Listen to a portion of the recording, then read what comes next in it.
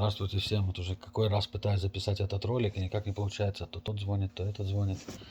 Ну, в общем, добрались мы до первого места в стране зла. Самая злая страна, на мой взгляд, самая опасная страна и страна, которая, да, хочет владеть миром. Ну, не владеть как бы, но управлять миром, скажем так. Вот, как вы уже догадались, это Китай, единственные, которые остались, в принципе. Вот. И да, они и есть то самое зло, которое, в принципе, хочет повелевать всем миром. И сейчас я объясню, почему я так считаю. Опять же, разговор идет не о китайцах, как людях, а именно вот строй китайский, его политическая элита и так далее. Теперь посмотрим, что там происходит. Значит, диктатура полная, все понимают, под зонтиком коммунизма, коммунизма никакого нету, просто все живут в нищете в большинстве своем, и они из-за этого равны между собой, поэтому, как бы можно сказать, коммунизм. Но коммунизм там как-то там чистая диктатура, и у них есть абсолютно четкий план по захвату мира. И они уже годами делают все, чтобы это случилось. Ну, начнем. Было время, когда Китай просто наклонял голову, и все, что ему говорили, он говорил да-да. Но уже давно не так. Китай ядерная держава, но дело даже не в этом. Китай, в отличие от России, не хорохорится и не лезет на рожон, и не показывает себя, и не рассказывает, что он такой крутой. Они обычно молчат. И все делают тихо, спокойно и молча. Ну вот, например, пару лет назад, если вы слышали, американцы потребовали у Канады выдать им одного из директоров Huawei. Это компания по производству электроники китайская. Америка попросила выдать, потому что подозрение в том, что она шпионила, и что технику, которую она поставляет, электронику, которую они поставляют, они, в принципе, да, имеют в себе разные изделия, которые позволяют шпионить. Вот.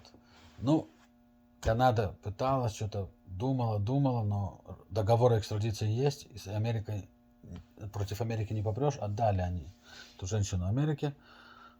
Почти что сразу китайцы арестовали 2 канадцев, обвинили их в торговле наркотиками, что, в принципе, смертная казнь в Китае за такие нарушения. И вот судили их годами. На суд никого, в принципе, не пускали, родственников не пускали и так далее. Было понятно, что все это чисто политическое. В прошлом году их наконец-то выпустили после всех этих лет. И то, там Канада пошла на уступки и выпустили их под залог. Сказали, что мы их выпускаем под залог в Канаду, но если мы потребуем, то Канада обязана будет нам их выдать. И вот подписали такой документик, насколько я понимаю. Вот.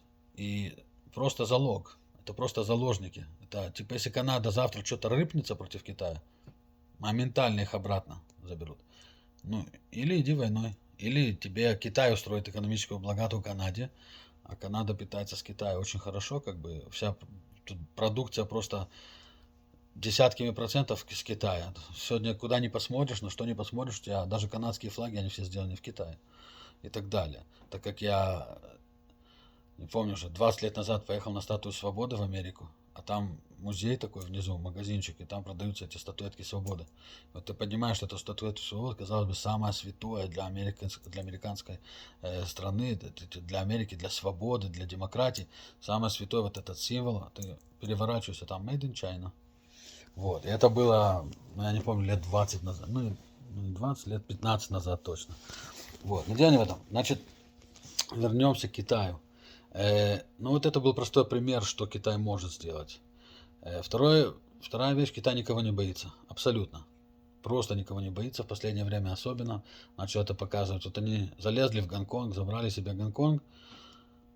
Ну, мир что-то там повякал, потявкал, выходили демонстрации, там Канада возмущалась, остальные страны возмущались. Ну, вот возмущались, и что дальше? Ничего, вот как взяли Гонконг, так и взяли. Сейчас Тайвань собираются брать. Да, Америка там возмущается, кричит, пошлю армию, пошлю это вот. Но Китай понимает, что ничего не сделает Америка, потому что вот Видите, вот они сейчас даже проверили, вот Россия зашла на Украину 24 числа, в тот же день в тот же день на Тайвань полетели китайские истребители. Америка даже не упомянула толком об этом, потому что занята Украиной. Но дело не в этом. Дело в том, что Китай уже перестал как бы сильно стесняться и говорит впрямую, что он хочет и как хочет, очень часто, и никто не может ему перечить. И вот это вот и есть та опасность, которой надо остерегаться. Теперь, кроме этого, деньги, а их у Китая очень много. Опять же, жители живут так же, но денег много, и Китай начал вкладывать их. Причем вкладывать не в Китае. Вот. Они начали пытаться покупать энергетические компании, где им дали возможность купить, дали, где не дали, вовремя остановили. Сейчас они покупают полезные ископаемые, прииски по всему миру. Вот в Аргентине есть прииск, которым владеет канадская компания, так они вот сейчас хотят у нее купить, но канадцы тормознули, как бы именно правительство, государство тормознуло, потому что это считается риск для национальной безопасности, хотя в принципе сами ископаемые в этом прииске не так сильно важны, но из-за того, что их мало, этих приисков, именно этих ископаемых, я не помню название ископаемых, но из-за того, что их мало, так это считается как бы опасность для национальной безопасности. Вот. И поэтому не хотят давать Китаю покупать этот прииск. Ну, Китай пытается. Но он начал скупать много. Начал скупать предприятия, начал скупать компании и так далее. Иногда через подставных лиц, иногда не через подставных лиц. И он он понял, что чтобы повелевать миром на сегодняшний день, не обязательно иметь самую суперсильную армию. Достаточно экономически быть развитым. И именно в той стране, которую хочешь посадить на колени. Например, взять какие-то простые страны, там, маленькие, там, Венесуэла, Эквадор, или что такое. Но вот сейчас он закупит там половину страны. Да, они смогут, в принципе, как-то национализировать это, если надо будет срочно. Но против Китая же не попрешь, пошлю туда пару отрядов и попробуй национализировать хоть что-то. И скажет, у меня забирают мое имущество. Как вы хотите, чтобы я не отреагировал? И весь мир промолчит. Вот. Ну вот он начал скупаться, но тут опять же началась у него проблема в плане того, что китайская компания, по идее, не может покупать такие компании, как энергетические и так далее. Но на это есть простое решение. Вот сейчас вот столько китайцев по всему миру поразъехалось. Вот. Причем они как бы после определенного времени станут гражданами той страны, в которой живут. И тогда это уже будет не китайская компания их купит, а они купят. И самое интересное, вот если вы посмотрите, я не знаю, как в других странах, уверен, что то же самое, но вот у нас приехали китайцы, я ничего плохого про китайцев именно как людей не говорю, но, по-моему, казачки засланы, вот они поприезжали и попривезли с собой кучу денег. Теперь, может, они очень тяжело работали в Китае, то, соответственно, но Китай коммунистическая страна. Я помню, как Советского Союза невозможно было выехать. И если уже получалось, там люди убегали, люди это вот, то уж точно без денег. А тут Китай, мало того, что свободно отпустил людей, он еще и кучу бабла им дал вывести, потому что к нам приехали тут китайцы, во-первых, с чемоданами денег ходили, просто чуть ли не чемоданами денег покупали дома. Скупали дома, квартиры, пооткрывали тут китайские ресторанчики. Но что интересно, вот китайский ресторанчик идешь, очень вкусно, очень дешево. И они делают тоже вот доставки на дом. И вот ты смотришь, цены дешево, но доставки на дом они делают на Мерседесах, на БМВ. Я думаю, блин, а сколько надо зарабатывать на этих доставках, чтобы ты мог делать сервис на эти машины и покупать бензинчик. А они делают как бы. И если просто логически посмотреть, невозможно столько доставок на дом сделать за день, чтобы окупить этот Мерс. И несмотря на это, они ездят на Мерсах, на Бэхах, на Лексусах и так далее. Они больше любят, конечно, Мерсы, но ездят вот. Есть такие, которые немножко беспонтовые, они на Бэхах ездят. Совсем слабые китайцы ездят на Хондах, да, на новых, спортивных обычно. Но дело не в этом. Дело в том, что разъехались они и кучу бабла вывезли с Китая. Ну, коммунистическая страна не дала бы столько денег вывозить. Как ни крути, ни верти. Поэтому мое мнение, что все неспроста. Выехали они, потому что им дали выехать. Деньги им дали с собой забрать тоже. чтобы они тут их вкладывали. Вот. Причем самое интересное, что я заметил, опять же, у нас тут местно, что пожилых мало выехало. Большинство всего молодые, и они посылают деньги своим старичкам как бы в Китай, чтобы те жили лучше и так далее, то все третье, десятое. Если посмотреть по-другому, ну, в принципе, заложники остались там в Китае. Типа, будешь рыпаться, не будешь делать то, что мы тебе говорим, замочим всю твою родню. Такого плана. Это, опять же, мое мнение. Но это просто логично, как бы. Вот.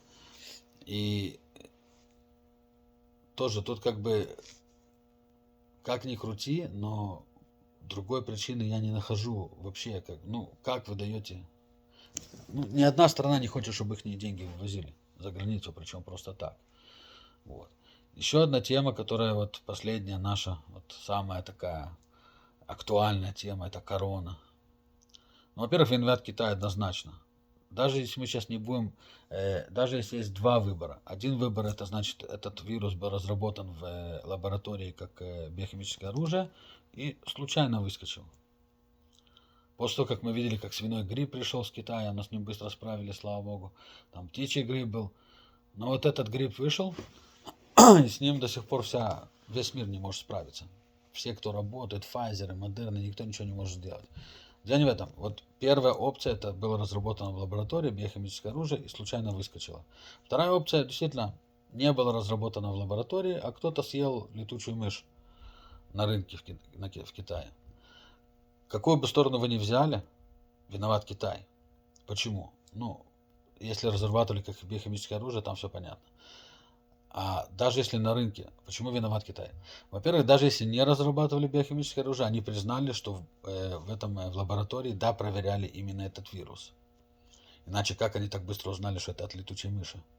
Значит, если вы знали, что есть летучие мыши с этим вирусом, как вы не запретили продавать их на рынке? Ну, Китай это диктатура полная, и там, если бы они сказали завтра не продавать на рынке, то никто бы не продавал, то можно было бы просто или тюрьма, или смерть. Вот. Значит, есть же санэпидемстанции, есть, вот если эта лаборатория проверяет вот этот вирус, насколько он тяжелый, то все, и может ли он передаваться на людей с летучей мыши, значит, вы уже знали, что что-то там не так. Но молчали. И не сказали на рынках перестать продавать, и ничего. Вот. Это если считать, что оно с рынка пошло. Более того, уже пару месяцев вы болели все, но не признавались, из-за чего и как и почему. Так что лично мое мнение, это то, что да, разрабатывали лаборатории, да, каким-то образом это вышло за пределы, может даже и они выпустили, думали, что у них есть противоядие, которое оказалось, что не действует. И они выпустили посмотреть, как это сработает на людей. Потому что вот когда были свиной грипп, птичий грипп, они вот выходили тоже как бы и в принципе проверялись на людях, но потом находился антидотик, и все это заминали. А вот тут вот никак не могут найти антидотик, и даже у китайцев его нету. Вот. И вот это значит в плане короны, как бы, что да, они пытаются разработать какую-то такую вещь, какую-то такую болячку или какое-то такое оружие биохимическое, которое будет направлено против людей всего мира. И посмотрите, что они сделали. Вот эта корона просто поставила на колени весь мир. В плане экономики, в плане свободы людей, в плане всего. Причем неважно, Россия, Корея, Китай даже, все болеют.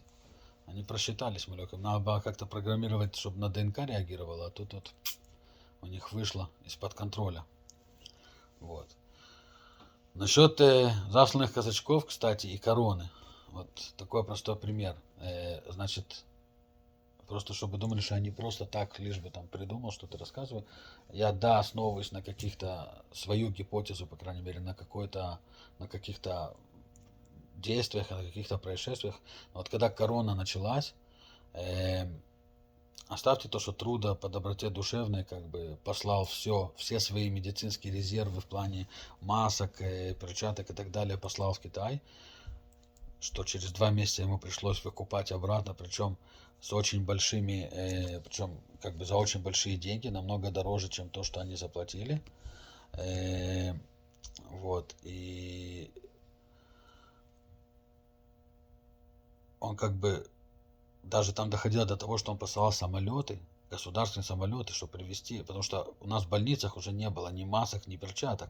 Посылал самолеты целые, официально, государственные, и те возвращались пустые, потому что кто-то прямо перед носом перекупал этот груз, и чтобы потом продать еще дороже. Но дело не в этом. Дело в том, что это еще ладно, это просто показывает, насколько трудодебил. Но вернемся к тому, к китайцам, которые живут в Канаде. Китайское посольство вышло и сказало, что, ребята, надо помочь. У нас нету масок, не хватает перчаток, все. Китайцы дружно собрались, пошли и выкупили все, что было в магазинах почти что. И послали туда. Поэтому, когда корона пришла в Канаду, все были в шоке, потому что тут не то, что для простых людей, тут уже для больниц заканчивались и маски, и перчатки.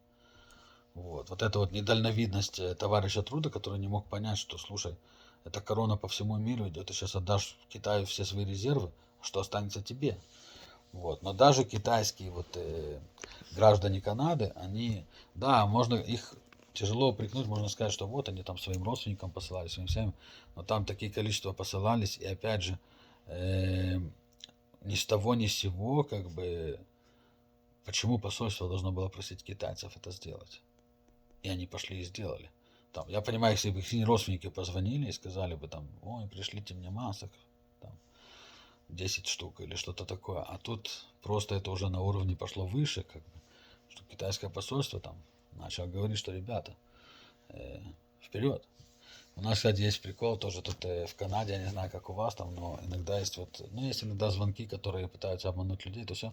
А у нас есть звонок, вот звонят и чисто на китайском языке говорят, и ты не знаешь, что они вообще говорят. И непонятно, как они вообще звонят по всей Канаде. Ладно, если бы они думали, что я китаец, но они звонят всем. А вот представьте, если они вот так вот звонят, но это уже конспирация, это уже так просто ради прикола говорю. Вот они звонят и начинают гипнотизировать вас через телефоны. Но это действительно конспирация, я просто, чтобы посмеяться чуть-чуть. Вот. Но то, что он делает, Китай, на сегодняшний день, и то, куда он ведет, как бы вот это вот распространение э, населения, чтобы они получили гражданство и чтобы они могли вкладывать китайские деньги в инфраструктуру, в энергетические компании, в прииски и так далее, потому что когда они пытались сделать это через государственные компании, это как-то выявляли и говорили, что нет, типа. Вот. А тут вот они начали вот такого плана делать вещи и ну вот как-то так. Поэтому, как бы, на мой взгляд, Китай это самая большая проблема на сегодняшний день, потому что они это все делают спокойно, тихо, не торопясь, и никому ничего не говоря, как бы не рыпаются, не предвещают ничем такие вещи. Но если вдуматься и всмотреться в их действия, они идут к тому, чтобы иметь влияние на весь мир. Я не думаю, что они хотят всех сделать рабами, конечно, не до такой степени, но то, что точно, это то, что они хотят повелевать, как бы говорить всем, что делать. Вот. И на сегодняшний день даже Америка уже начинает осознавать это и побаиваться их. Можно ли что-то с этим сделать? Да. Будут ли что-то с этим сделать? Я не знаю. Надеюсь, что да. Но, во-первых, нам, конечно, надо сначала еще до того, как лезть на Китай, разобраться со своим миром. Разобраться с нашими коррумпированными политиками. С теми, кто забыли, кого они представляют. А там уже будет видно. Надеюсь, что Китай за это время не успеет дойти до всех. Я сделаю еще один ролик про религиозных фанатиков. Причем, опять же, сразу говорю, религия это неплохая вещь сама по себе, но ею всегда пользуются в очень плохих интересах, в очень плохих действиях. И это тоже, оно не является какой-то стороной зла, как бы, да, но оно зло само по себе, которое испокон веков, и которая тоже очень повлияет на наш мир, потому что сейчас им очень много пользуются не в ту сторону, в которую хотелось бы, а именно в ограничении свободы и так далее. Вот я сделаю этот ролик еще, а потом уже перейдем мы к роликам про то самое интересное. Это поговорим про Запад, является ли действительно Запад стороной добра и света, или совсем нет. Ну, будет интересно, следите. Постараюсь как можно быстрее эти ролики поставить на YouTube. Буду рад, если будете писать ваше мнение, чтобы я мог тоже как-то ответить или как-то понять, о чем думаете вы. Спасибо за внимание.